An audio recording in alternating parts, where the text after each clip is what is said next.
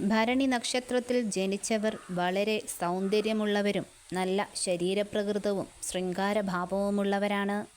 എന്ത് കാര്യവും പെട്ടെന്ന് ചെയ്തു തീർക്കാനുള്ള ആവേശം ഇവരിൽ അധികമാണ്.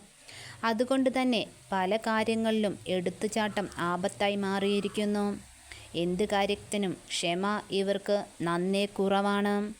അതുകൊണ്ട് ഇവരുടെ സംസാരം കേൾക്കുന്നവർക്ക് വളരെ അരോചകമായി തോന്നാറുണ്ട്. എന്നാൽ ഇവരുടെ മനസ്സിൽ ഒന്നും കരുതിയാകില്ല ഇവർ സംസാരിക്കുന്നത്.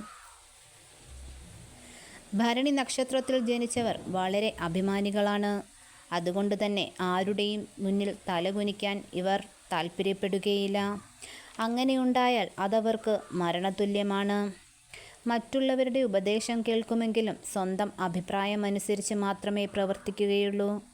എന്തെങ്കിലും കാര്യത്തിൽ വിപരീത അഭിപ്രായം പറയുന്നവരോട് അപ്പോൾ തന്നെ ദേഷ്യം പ്രകടിപ്പിക്കുകയും ചെയ്യും.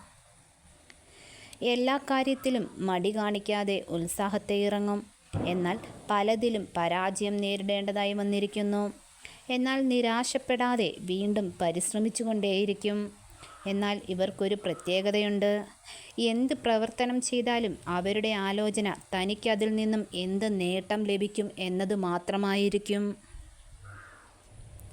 മറ്റുള്ളവർ പറയുന്ന കാര്യങ്ങൾ അതുപോലെ ചെയ്യും. സ്വന്തമായി ആലോചിച്ച് ഒന്നും ചെയ്യില്ല. പുതിയ ആശയങ്ങൾ കണ്ടുപിടിക്കാൻ ശ്രമിക്കില്ല. ചെയ്ത കാര്യങ്ങൾ തന്നെ വീണ്ടും ചെയ്തുകൊണ്ടേയിരിക്കും. ചൊവ്വയുടെ സാന്നിധ്യം ഉള്ളതു കാരണം എല്ലാ പ്രവർത്തനങ്ങളിലും ആലോചിക്കാതെ എടുത്തുചാടുന്നു. അത് വിവാഹം, ബിസിനസ് തുടങ്ങി പ്രധാന കാര്യങ്ങൾ പോലും എടുത്തുചാട്ടമായി ചെയ്യുന്നു. ആഗ്രഹിച്ച് സാധിക്കാൻ വേണ്ടി ഏത് മാർഗവും ഇവർ സ്വീകരിക്കും. എന്നാൽ അഭിമാനിയായതുകൊണ്ട് തന്നെ പണമിടപാടുകളിൽ ഇവർ വളരെ കൃത്യത കാണിക്കുകയും ചെയ്യും. ബന്ധുക്കളുമായി വലിയ താല്പര്യം ഇല്ലാത്തവരാണ് ഭരണി നക്ഷത്രത്തിൽ പിറന്നവർ. അതുകൊണ്ട് തന്നെ അടുത്ത ബന്ധുക്കൾ വളരെ കുറവായിരിക്കും. ഒരു ചെറിയ വിഷമം ഉണ്ടായാൽ പോലും ഇവർക്കത് താങ്ങാൻ കഴിയില്ല. മറ്റുള്ളവരുടെ ദുഃഖങ്ങൾ മനസ്സിലാക്കാനും ആശ്വസിപ്പിക്കാനും ഇവർക്ക് അറിയില്ല. സ്വന്തം കാര്യം മാത്രം നോക്കുന്നവരാണ് ഭരണി നക്ഷത്രത്തിൽ ജനിച്ചവർ. ഭരണി നാളിൽ ജനിച്ച സ്ത്രീകൾക്കും മേൽപ്പറഞ്ഞ ഗുണങ്ങൾ തന്നെയാണുള്ളത്. ഇവർ നല്ല സാമർഥ്യമുള്ളവരാണ്. ഭരണശക്തിയും കഴിവും മേധാവിത്വവും ഇവർക്കുണ്ട്.